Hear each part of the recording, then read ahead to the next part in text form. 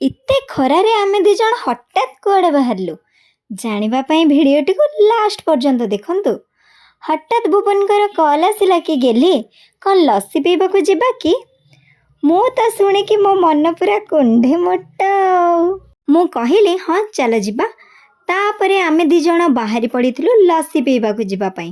ଜଗତସିଂହପୁରର ଉଦୁଉଦିଆ ଖରାରେ ହାଟ ବଜାରର ଲସି ଟିକେ ପିଇଦେଲେ ଆତ୍ମା ତ ପୁରା ଶାନ୍ତି ହେଇଯିବ। ଆମେ ତ ଆସିକି ଏବେ ପହଞ୍ଚି ଯାଇଛୁ।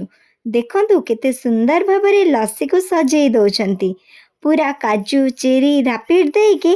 ଆଉ ଲୋକମାନଙ୍କର ତ ଭିଡ଼ କହିଲେ ନ ସରେ। ବହୁତ ସାରା ଲୋକଙ୍କ ଭିଡ଼ରେ ଫାଇନାଲି ମୁଁ ମୋ ଲସି ପାଇଯାଇଥିଲି। ଏବେ ଦେଖନ୍ତୁ ମୋ ବୁବୁନକୁ ଆଣିକି ତାଙ୍କ ଲସି ଦେଇଛି।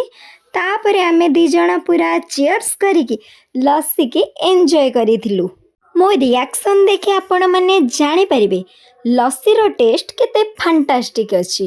ଆଉ ହଁ, ଆମେ ତ ଆସିକି ଲସି ପିଇକି ଗଲୁଣି। ଆଉ ଆପଣମାନେ କିଏ କିଏ ହାଟ ବଜାରର ଲସି ପିଇଛନ୍ତି ଜଲ୍ଦି ଜଲ୍ଦି କମେଣ୍ଟ କରନ୍ତୁ। Tata bye bye.